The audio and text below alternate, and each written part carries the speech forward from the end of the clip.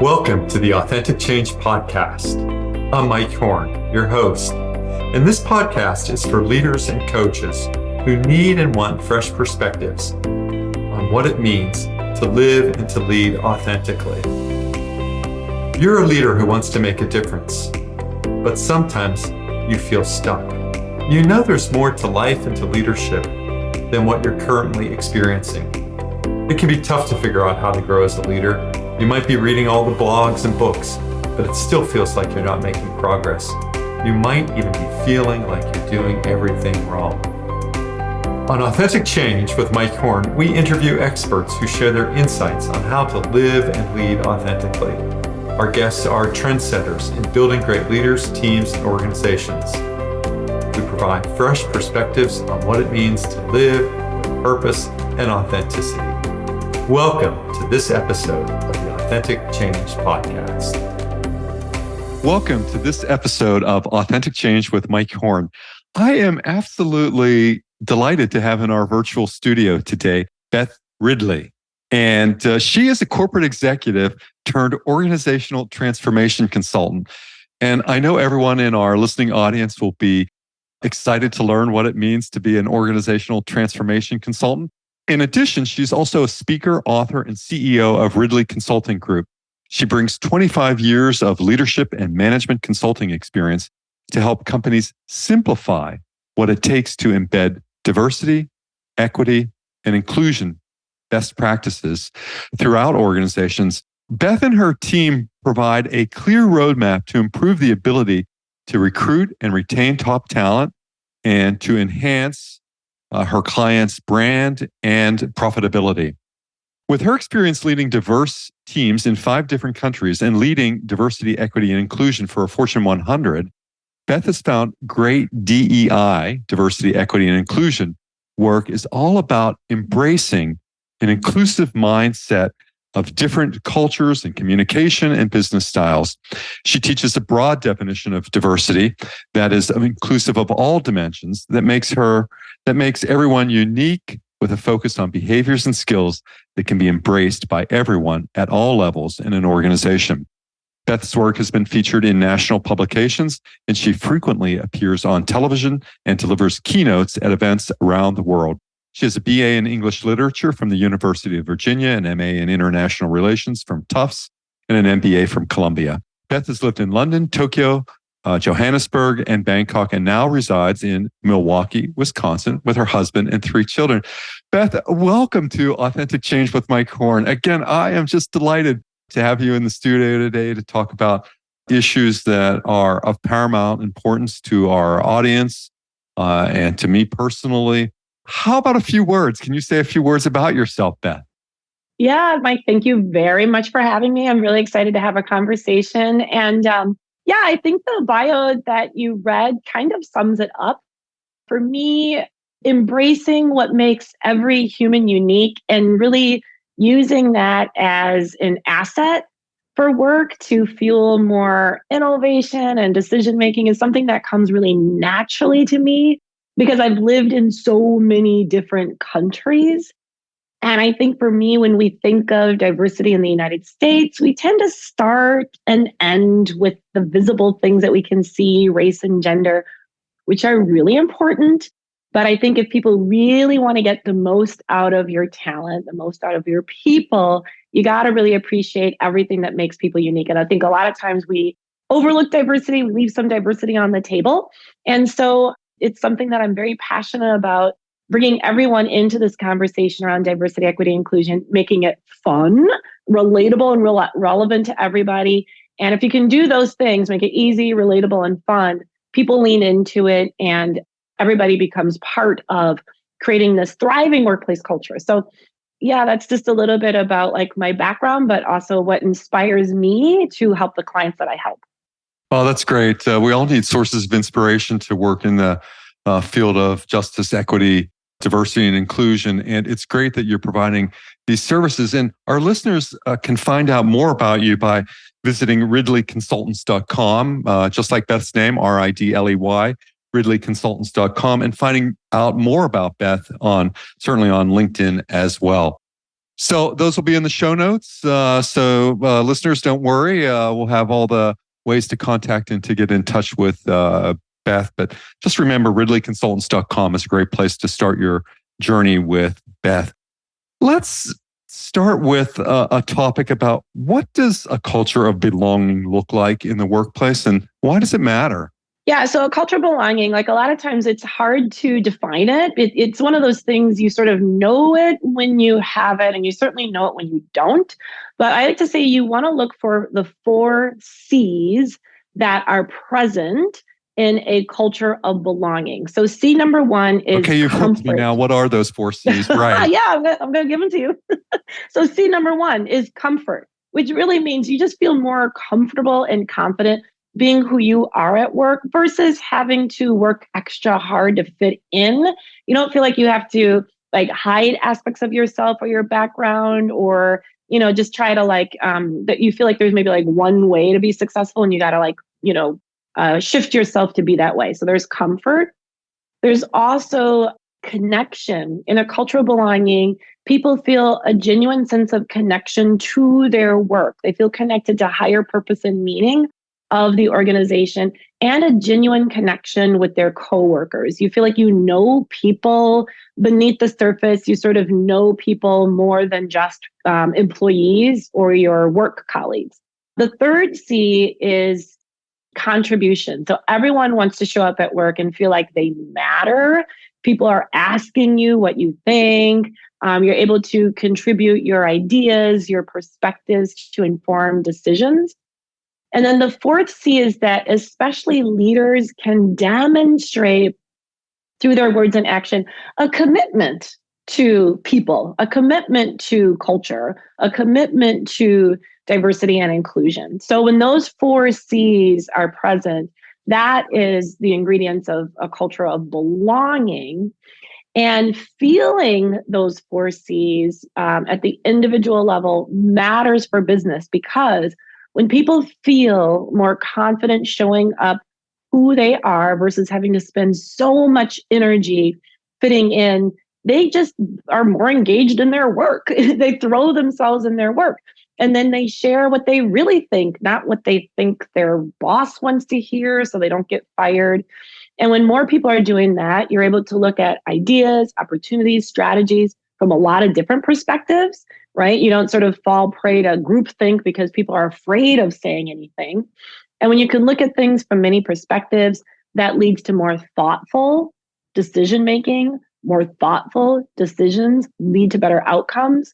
And then when you're achieving what you want to achieve as a company, but in a way in which people feel good about it, that really creates the flywheel of you're able to retain your top talent. They're highly engaged. They become your biggest ambassadors for more top talent. So it really starts at how every individual feels at work, but it rolls up to collective business impact. And this work has been quantified and measured and studied. So there's definitely like data to support that. But that's really why a culture of belonging matters.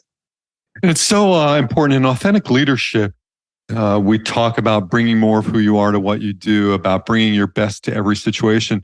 And I imagine there's a relationship between the 4 C's of comfort, connection, contribution, and commitment in that work. I know from the diversity and inclusion work that I've done, helping to create the most diverse board of a Fortune 250 company and organizing some diversity education, inclusion education in very large organizations. What always frustrated our team was, you go in, you do a 2-day session with a group of employees, you're trying to deploy it on a national scene and sometimes a global scene, a global situation, is that despite that involvement of managers and employees sometimes, we'd leave the classroom, we'd leave that environment, and the racism, the sexism, the colorism, all of the isms still persist in those organizations in many ways, despite our best efforts to help people bring more of who they are. And it always left me with sort of a crunch in my stomach. We were working at the top of the organization, at the BOD level and most senior levels, where people will, say, "Oh, I get it." And then as you begin to move down further and further in the organization, it seems that there's less getting it. And I wonder if you've experienced that, and what what remedies or what solutions or what approaches you might take in order to really instilling DEI, or as many of my colleagues now refer to as justice, equity, diversity, and inclusion. How do we really begin to know the success of our work?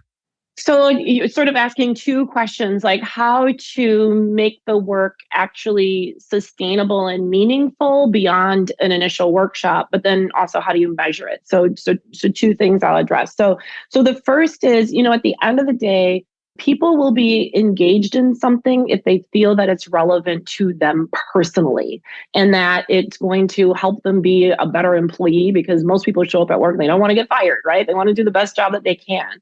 So I think the best way to do that, so that it doesn't feel so big and like, oh my goodness, like you mentioned, sexism, racism, color. So the truth is, those things exist. And as adults at work, we're not going to change our entire thought process that is built up over our adult years. But what we can do is broaden our definition of diversity to make sure that everyone appreciates that everyone is diverse. There's not some diverse people and non-diverse people. So if we think about diversity in terms of life experience, how you grew up, where you grew up, your educational background, communication style preferences, all that, everyone can relate to. Yeah, there's some aspects of me where sometimes I did feel a little bit like just maybe tolerated versus that true sense of belonging, or I did have to work hard to fit in.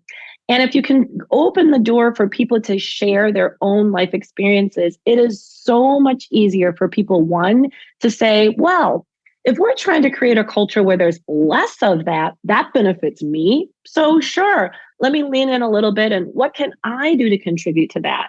And it's also really about just getting to know people who you work with a little bit beneath the surface, so you appreciate everything that they're bringing to the table. And that gets to the contribution piece and the connection. Most people want to be seen, valued, heard. Other people are interested in them and care about them at work. And if you can do that kind of exchange, right? And it doesn't have to be in big monumental ways. If you can just do that kind of exchange of a little bit more sharing of who I am, what I can bring to the table when I show up at work. People like to talk about themselves generally. They like to be better understood.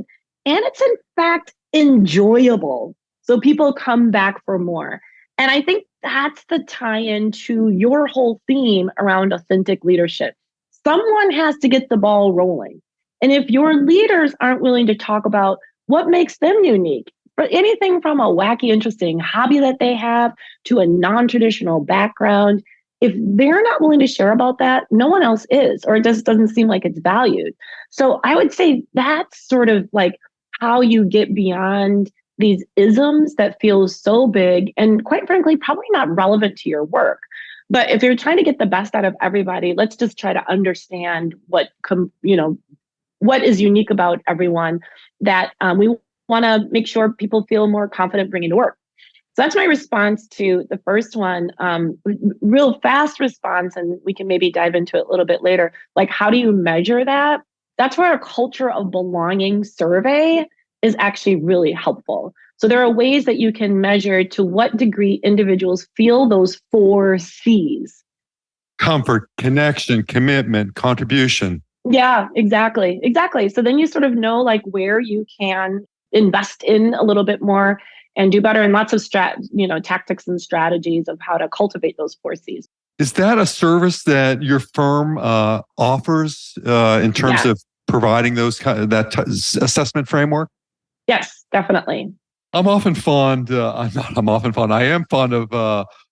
2 of my colleagues, Fred Miller and Judith Katz. And Fred and Judith 30 years ago wrote about the inclusion breakthrough and what it would mean in organizations, and really pioneered that work. And what I've learned from Fred and Judith is that perhaps our simplest technology in DEI work is to begin by saying hello. Oh, yeah, 100%. Yes, 100%. Yeah, hello. And I think I like to, along that themes, just asking more thoughtful questions, right? So we spend 30 seconds to say, "Hey, how's it going? How are you?" Which are usually the most useless question at work because the person, it's just a formality, right? The person asking doesn't really care, and the person answering doesn't say much. But I like to say, just replace that. Honestly, anything more thoughtful, like, what are you streaming these days? What are you learning that's new? What are you looking forward to? It just opens the door for that little bit of sharing. And people like to share and they like to be asked. And then when you learn something about someone, it goes a long way to just warming that relationship. And warm relationships with others is the number one source of joy in life. And I think a lot of times we forget that that's the same at the workplace as well. So I like to say, the DEI work, it is so much fun and it's so enjoyable because it's really about relationships. And it's really about just appreciating the talent, the uniqueness that is all around us that probably goes untapped at work or overlooked. Or sometimes just we're uninterested. Yes, And so so, yeah, I like important. that simplicity. Mm-hmm. Yeah, me as well. And I think about a question that you're willing to take on, which is in making diversity, equity, is diversity, equity, and inclusion at work a fad that has run its course? It seemed that after the George Floyd incident in the United States and subsequent activities, organizational leaders reacted in ways that differed. And as our colleagues and our friends got promoted into these bigger roles of VP of diversity, equity, and inclusion in organizations, was it a fad? Is the steam running out? Where are we in that regard? Oh, I'm so happy you asked that question. I actually have a module in my online course titled, "When Will DEI Go Away?" Because a lot of people don't, ask, is it a fad? They just say, when will it go away? So here's my short answer. I've been working, in corporate America for like 30 years. So diversity, equity, inclusion has always been around, right? It's just that it continues to evolve. So when I first started working, it was just the diversity. And it was more like we're different, but ignore those differences. Don't say anything to get you in trouble. Stick to talking with like weather and sports.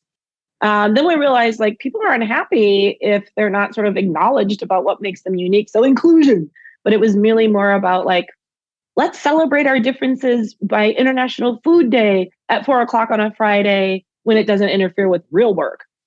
Then research showed that no, diverse teams actually outperform. But how do you leverage that diversity so it's not extracurricular to business, but core to business? And that's really where equity started to be coming on the scene, because my simple definition of equity is this. Equity is just recognizing that we're all different. In order to meet the same standards of success, we may need different things, right? Not every person you hire comes with the exact same skill set. So instead of like a one size fits all training program, where can we be a little bit more flexible so that we get the benefit of that diversity? Then, in the aftermath of the murder of George Floyd, I think a lot of companies were really starting to think, let's dust off our commitment to diversity, equity, inclusion, because we want to be good citizens in our community, but they hadn't really been thoughtful about like why beyond that. But at least it started a new conversation. That's when I really started getting asked to do this consulting a lot. And I'll have to tell you, the work around this endures, and I'm going to tell you why in a minute, but the catalyst or the motivation for why people are leaning into it has evolved tremendously and seems to evolve over every 6 months. So for a while it was George Floyd, more for like, we want to be good citizens in our community. It quickly moved to, oh my goodness, the pandemic. People have different needs around their health, the sense of safety, how they work, virtual versus in remote, in person. We have to take a flexible lens. Those are differences. They're just differences that we don't typically associate with diversity. Then it was coming back to work. How do we build a culture when we're different, we're more hybrid? Now there's a lot of linking diversity, equity, inclusion, belonging with feeling wellness and employee well-being, because people are, there's a lot of stress and anxiety, and mental health is diversity, but it's a visible form of diversity that we don't normally see or talk about. But one of the reasons why I think this is not going away is because it has never. It's just that the conversation around it is evolving. But the other thing is, because there's enough data to link success of company performance with diversity, equity, inclusion, public companies now have that metric, environmental, social governance, in terms of, are you driving your business in a sustainable way? And the social piece is about your people, your internal people, your employees, and your clients in the community. And diversity, equity, inclusion are strategies that support sustainability of your people. So I think as long as corporate America is now measuring the success of public companies on those three pillars of sustainability, there's a financial incentive to care about DEI. And I think there's also the demand that, especially younger employees, folks that fall in that Gen Z category, most of the work I do with my clients has been driven by their summer interns, has been driven by the talent they're hiring saying, I'm expecting something different because this is what I'm used to, a more inclusive culture. I'm used to talking about openly our differences in a positive way. If I'm not seeing that at your company, I will go somewhere else. And they're really feeling the pinch, really feeling the pinch. So I say, Wall Street is making this last, and your new hires are making this last. They are demanding, and they're not taking no for an answer. They're just not taking no for an answer. So anyways, that's a little bit of like... Thinking about it from the individual to the organization, working, from individual to group to team to organization to society, I often think that one of the keys for individuals is to own their own biases and to get comfortable in their own skin. So for myself, as an older white male, understanding, what I own, who I am, it makes me more comfortable of understanding difference in the workplace. And I know maybe all of leadership boils down to two things. It's the ability to care about something and then to act on those cares. One of my mentors, the early mentors, was Warren Bennis. And Warren wrote a lot of books on leadership, a couple New York Times bestsellers. And I think at his most cynical, he said that, never has so much been written about so little. And that's why I come down to these terms now about thinking about, well, what is it that you really care about?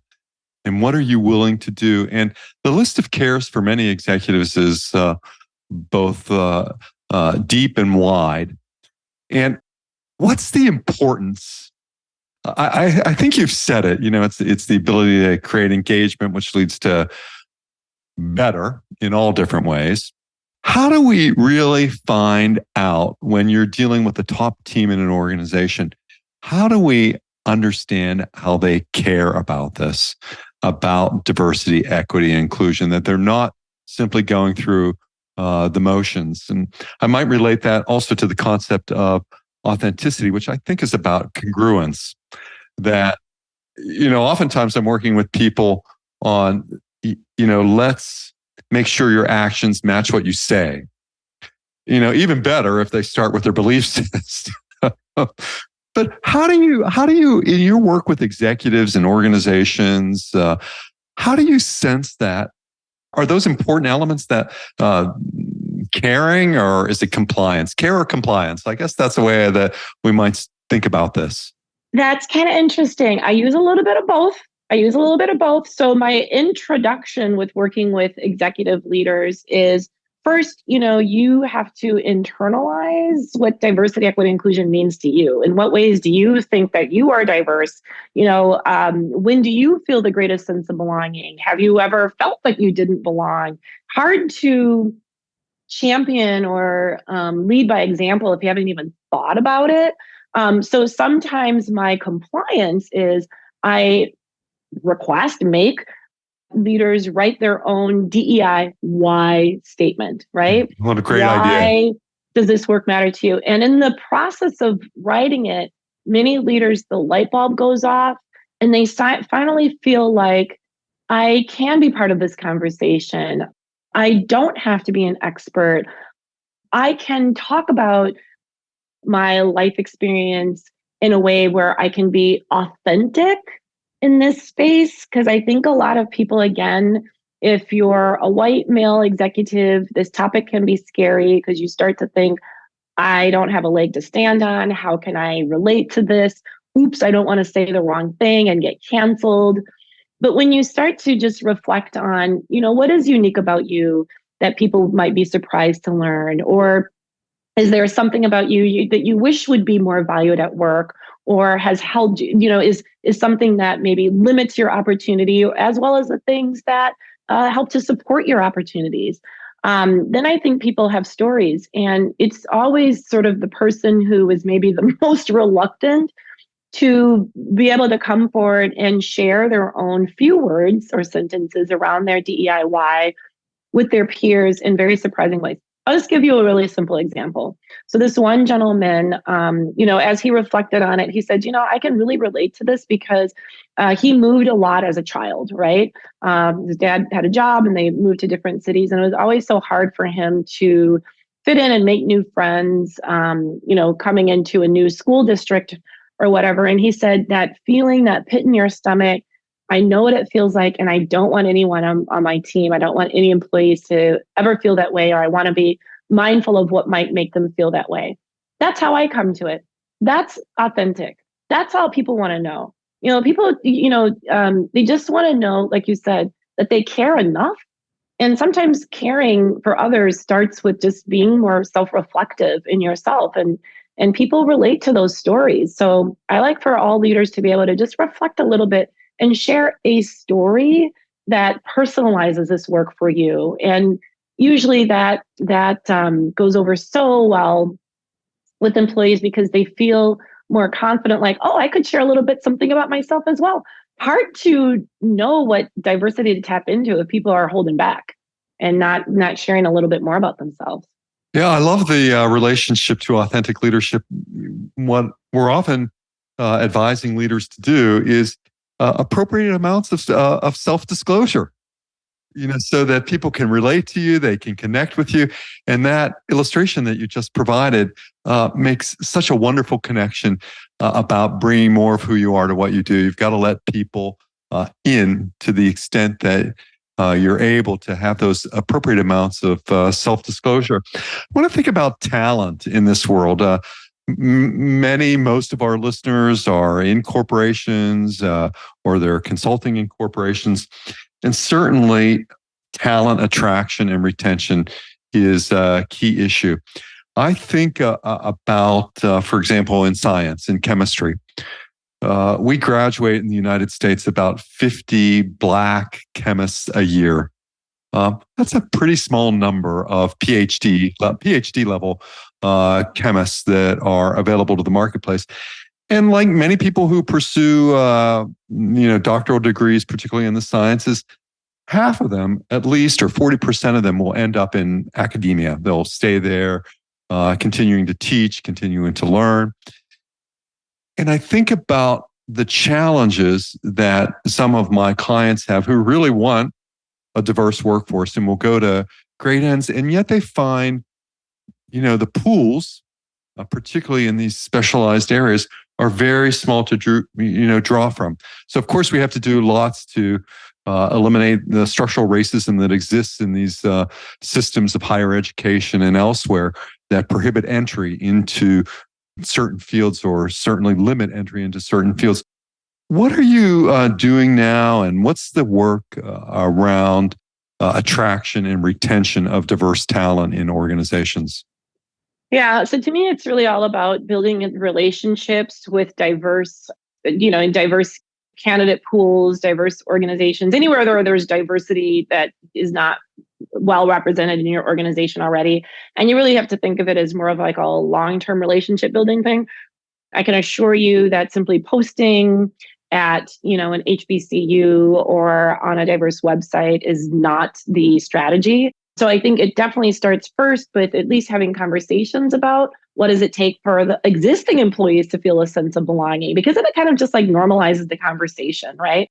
And people are a little bit more attuned and aware of like, how do I show up in a way that helps everyone feel the same sense of belonging that I would like to feel? And then if you can do that, I really like to say, don't underestimate the networks of your current employees. Your current employees are always your best ambassador for talent, right? And so I would be very explicit and say, we are looking for talent that brings in diversity that we don't have in these categories. And you have to be explicit of what you're looking for. And people might define diversity differently. It could be educational background. It could be race or gender, for example.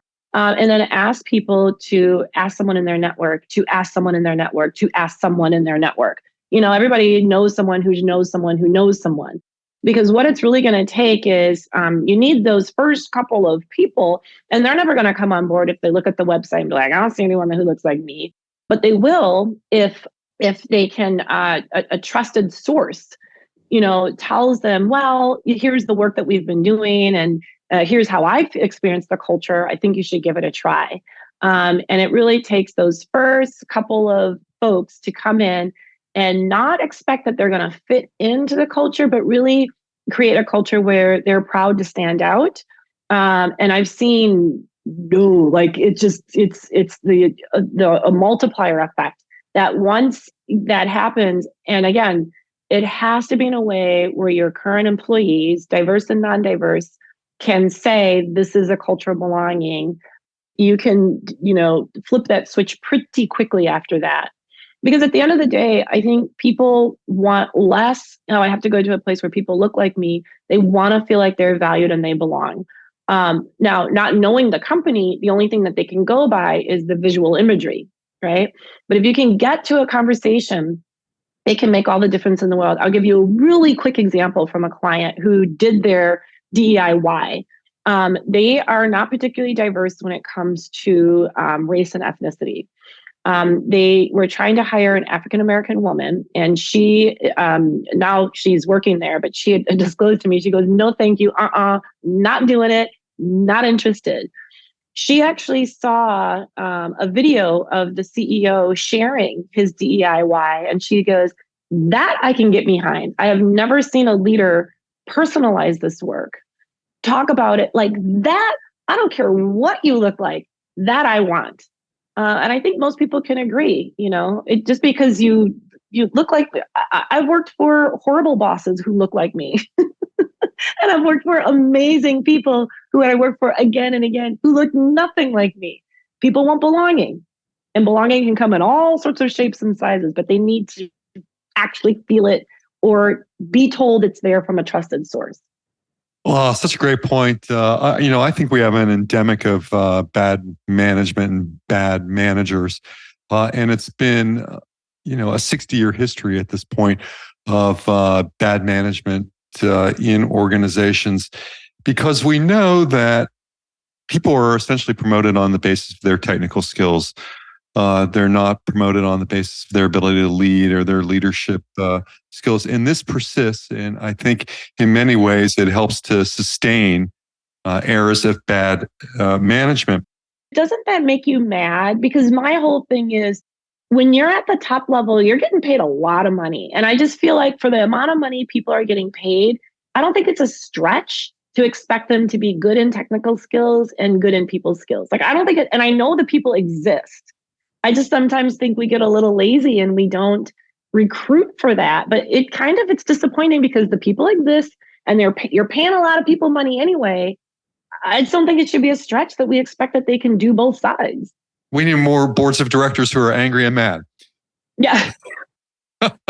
So I'm in complete alignment with you, They Beth. are angry and mad. They're just angry and mad about different things. Right. Yeah. Yes. But I'm in complete alignment with you. I think that we haven't found the wake-up call yet. And what I love is how you're relating these topics as well to issues of mental health and well-being. Because I often wonder, how would investing in a culture of belonging minimize employee burnout, a mental health issue. I mean, what are the payoffs there to do that? How do you think about that? Huge, huge, huge. Again, that has been researched and quantified. So there was a study in terms of, one of the biggest reasons why when employers were trying to get their employees to come back to work, they were like, no, thank you. It was really because a lot of people didn't feel that sense of belonging, and they didn't know. Again, sometimes you don't know it. You don't know what belonging is until you experience it or you've not experienced it, right? So, sort of these small little, microaggressions that can happen to a lot of people if you're sort of on the outside. Perfect example. I have a person who went to a 2-year community college. Most people have a 4-year degree. Always like the butt of small little jokes. Oh, we're just kidding. But didn't realize how much he liked not being in that environment until he got to work from home. Now you're asking me to come back? No, thank you. Like, I can be more productive at work because I'm not psychologically thinking like, oh my God, another slide. Do I say something? Do I not say something? Now I feel bad about myself. I got to regroup so I can focus on my work. So that's a big reason why people didn't come back. And so if you can eliminate that stress, it is really stressful to be in a work environment all day where you don't feel quite valued, or you got to minimize who you are in order to fit in. It's exhausting. And so when you can minimize and take away that stress, that really helps. Now, people are stressed out for a whole lot of reasons. Belonging is just one. But I would say belonging is one that we got control over, right? So you might as well try to minimize that. And why not make the workplace? I think a lot of companies who are really, really leaning into DEI from this employee well-being standpoint, they see an opportunity. If people are so stressed out in life in general, why can't we create the workplace to be that one place where they feel like they have a little bit of reprieve and they feel more supported? Such a great point. And in part, I wonder, how do we keep our diversity, equity, inclusion, and belonging efforts fresh at work? To an earlier point that you made, perhaps in some organizations, even today, it's let's have International Food Day or something like that. Or let's have, celebrate Black History Month, or let's celebrate Asian American Pacific Islanders a month. And what are some of the strategies that you would recommend or that you've observed that help keep diversity, equity, inclusion, and belonging fundamental, core to the organization, fresh? Yeah, I would say anything that gets people talking about themselves. People like to talk about themselves, and colleagues like to share and learn from each other. So some of those things that you mentioned are not bad. It's not bad to do something for Black History Month. It's not bad to do International Food Day. It's just that they're episodic. So I like to say, strip those ideas down to their barest minimum, where you can sprinkle them in on a more ongoing basis. Give you an example. I was just talking to a client this morning. They do what they call something like Talkback Tuesdays. It's literally not a meeting. People gather. It's optional for 10 minutes. And it's almost like, if you're at a karaoke party, you sign up like, what song do you want to sing? He just has a list and people can say, what topic do you want to share? And people can bring anything. They can talk about a vacation that they just took, or they can share their top 3 best tips for how to use Excel. It just helps to remind us that there's more to all of us than meets the eye. There's a breadth of uniqueness and diversity inherent in all of us that sometimes we overlook. And again, it's investing in those 4 C's. But it becomes more like a tradition, or just sort of the fabric of how people come together. Those tiny, small little things make a difference in terms of the cohesiveness. And when, because you're never going to learn everything about DEI, but if you can create an environment where people feel more comfortable asking questions to learn, that goes a long way. So I would suggest that. And equally similar to that, I would just make sure that you're always thinking about your decision-making in meetings. Are we pausing to bring in different perspectives? Are we intentionally pausing? Are we asking who's not at this meeting where their perspective could be helpful? Are we asking, do we have multiple ways for people to share? Because not everybody's comfortable speaking up in a group. Let's also have an anonymous posting tool. Just being thoughtful about how are we bringing in those different perspectives so that we're not leaving them on the table. And again, not a workshop, not a potluck dinner. I like to weave it into the things that you're doing anyway, but little bit consistently, I think, is the key. And it's fresh because everyone wants to be asked what they think, and people generally like to, learn more about their colleagues. So I think that's the way to. It's not a magic bullet, not a magic thing. It's a lot of times people are like, I got to have something big or go home. If you go too big, you do go home because it's not sustainable. Sprinkle a little bit of these things in your day-to-day, and it becomes the way you work. You will look at your work from a different lens because it just is the way that you show up. One of the most powerful experiences I've been through recently was led by Fanchon Cox, who's also been a guest on our podcast, Authentic Change. And Fanchon Cox has a business called True Jolo, Truth, Justice, and Love. And she has been instrumental in working in Hollywood to create more diversity and inclusion. She wrote the Inclusion Rider, which happens in most Hollywood contracts now, and has a powerful podcast. I believe it's called The Sisterhood Lunch. I can't remember at this point the name of it. But what the powerful experience that I had with her was in her presentation. One of the initial activities that she had us engage in and recommended was to always start a presentation by focusing on sense of place and where we're standing, where we are, and thinking about the history of place in our relationship with others. So, for me here in the Southern California desert, thinking about where I am and how that history informs my place in the world as so important. And it makes me think about trends or best practices related to diversity, equity, inclusion, and belonging at work. And what are you observing in your work? What are you advancing in terms of current practice?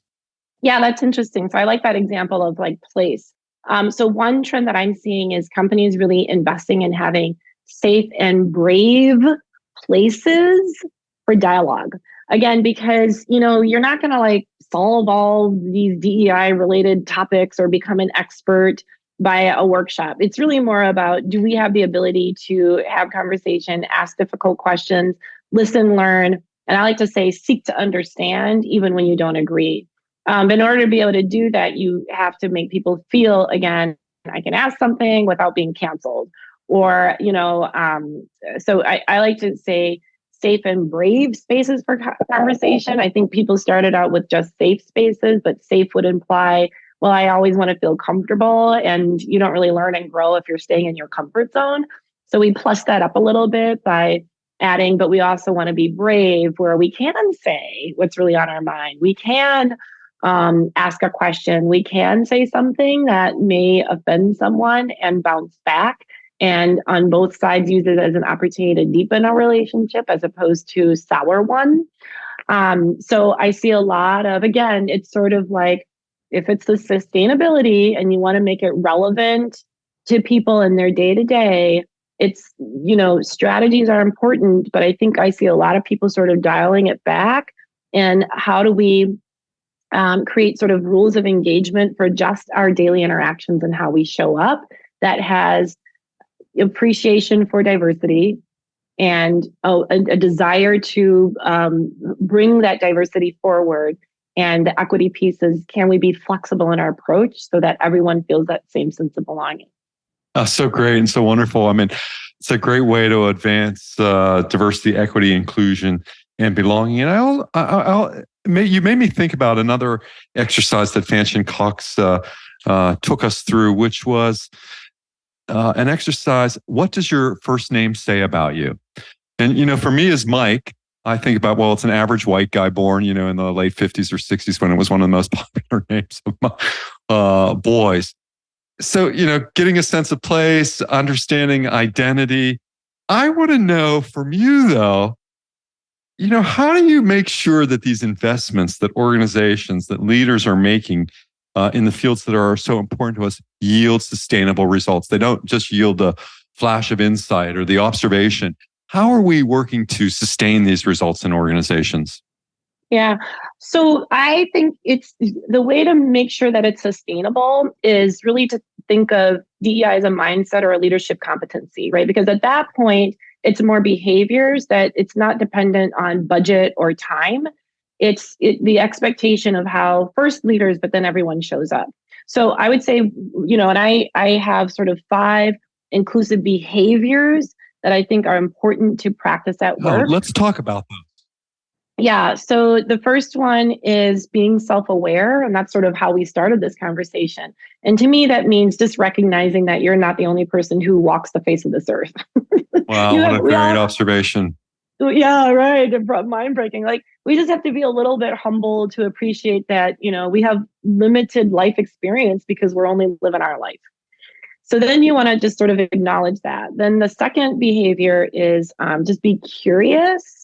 To sort of fill those gaps in our appreciation of the human experience by asking questions and getting to know people beneath the surface.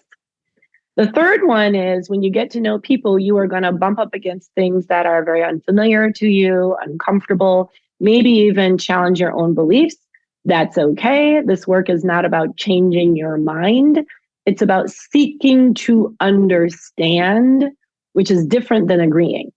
Then the fourth behavior is... There was a Stephen Covey in there somewhere, right? About seek first to understand and then to be understood, right? Or something exactly to that right. effect. I love that. Yeah. Yeah, that's exactly right. The fourth one is speak up in support of belonging for others, right? So that's really about like if you see something or experience something that's sort of uncool or not inclusive, no one will know if we all don't say something. And then the fifth one is just extend grace to yourself and others. When we're doing all these things, we're going to step in it. We're going to offend. We will be offended.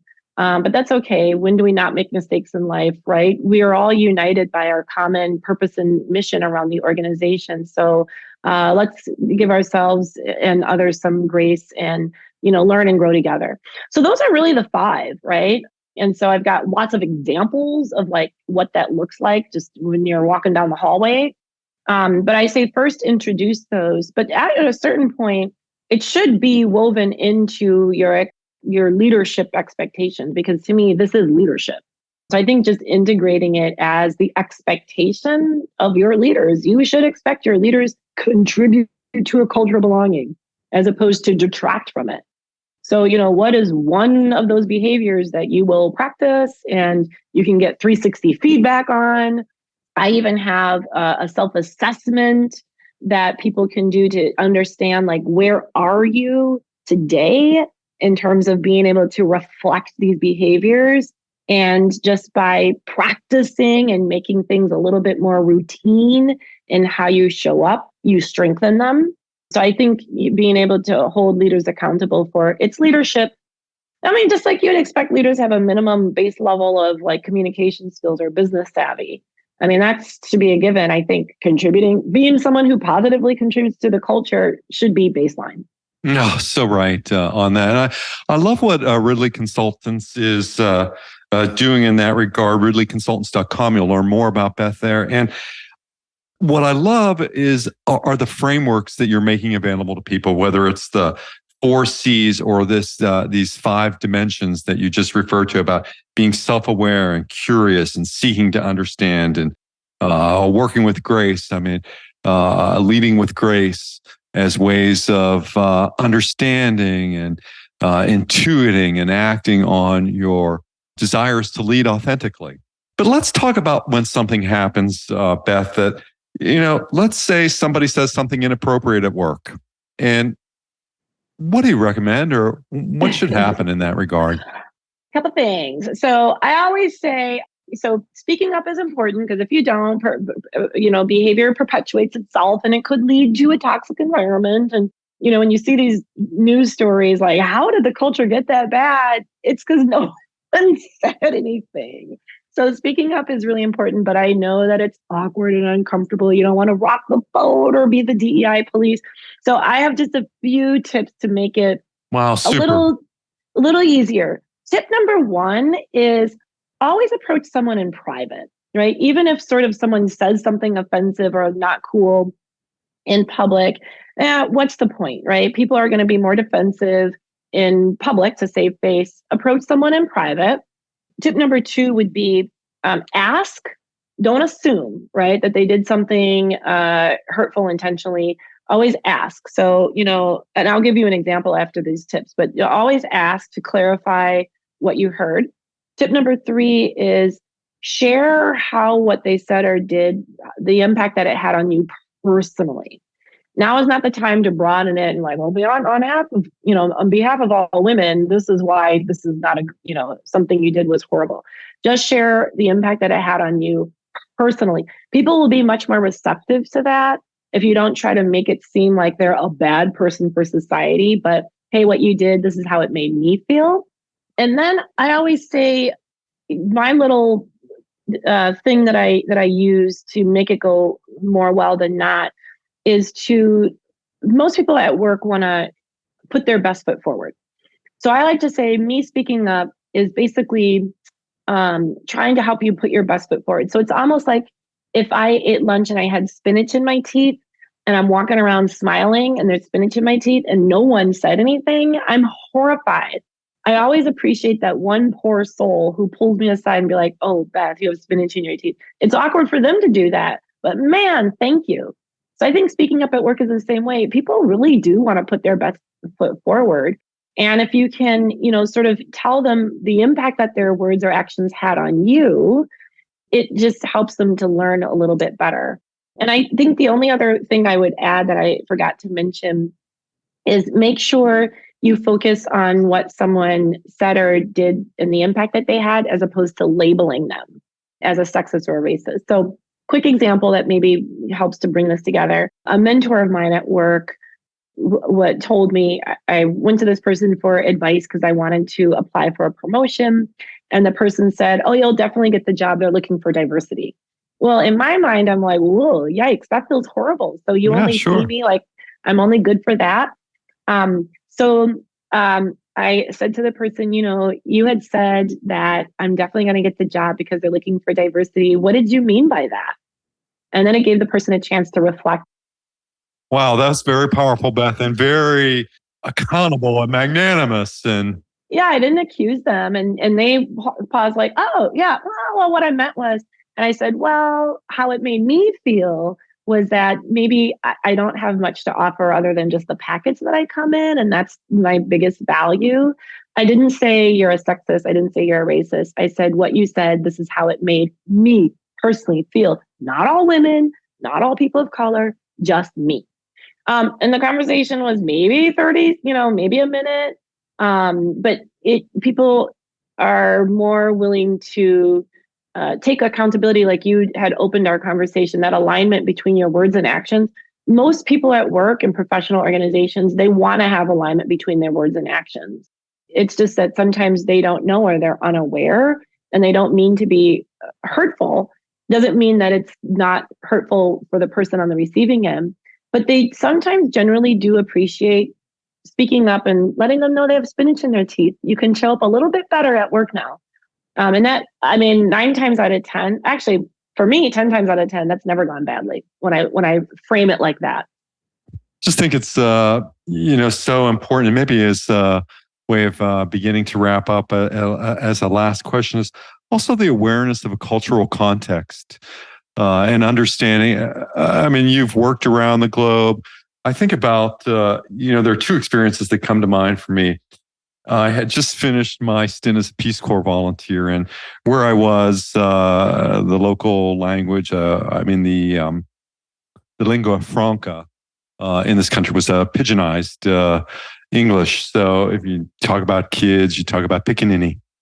And when I came back, to the U.S., my friend just had a baby, and I said, "Oh, how's your new pickaninny?" Without really even thinking, about the racial slur and the racial epithet. I also think about, my first experiences in Japan consulting, and being unaware of certain cultural contexts, or as an American in other places where English is also a first language, not being aware.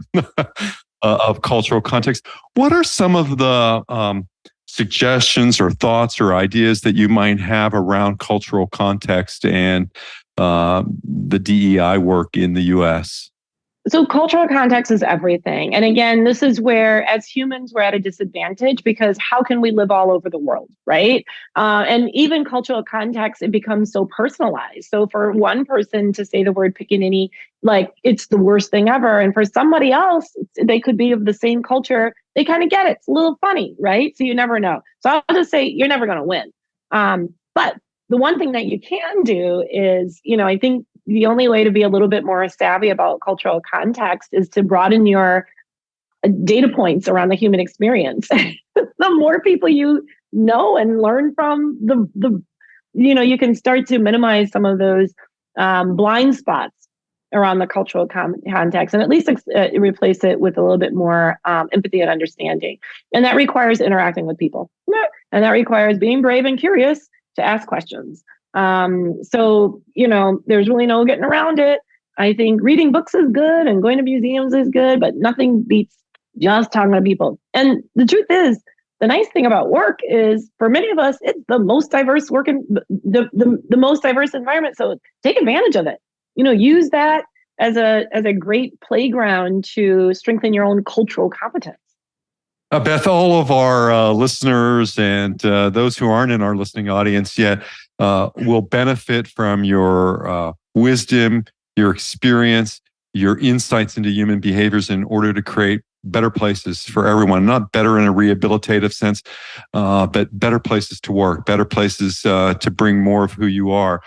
And our audience and those following along at later dates will be able to get in touch with you and your team at ridleyconsultants.com. Also, you can learn more about the fabulous Beth Ridley on LinkedIn. And Beth, if you were just to have a few concluding remarks or insights or observations that you would like to share with our audience at this point, what would those be? I think authentic leadership is really the foundation for a sustainable diversity, equity, inclusion strategy. And it really starts in the most simple way of you deciding to be more authentic and sharing who you are and what makes you unique at work. And that's how you lead by example. You pave the way for other people to do that. And again, when other people are sharing, be curious. Don't be afraid to ask questions, but really seek to understand and listen and learn. So I think that is the foundation. And I think a lot of times people are scared to do that, but once they try it, it's fun. It just makes work a lot more enjoyable. And why not invest in that? That's great. I really appreciate all of your energy and your involvement today in our podcast. Thank you, Beth, very much. Thank you so much. It's been a pleasure. I enjoyed our conversation. And until the next episode of Authentic Change with Mike Horn, stay well. Thank you for listening to the Authentic Change podcast. I'm delighted that you've tuned in to listen. Please visit the show notes for links to topics discussed in today's podcast. To download a free ebook on authentic change and leadership and to subscribe to my newsletter, please visit mike-horn.com. Once again, mike-horne.com, mike-horn.com. Once again, thank you for listening to the Authentic Change podcast.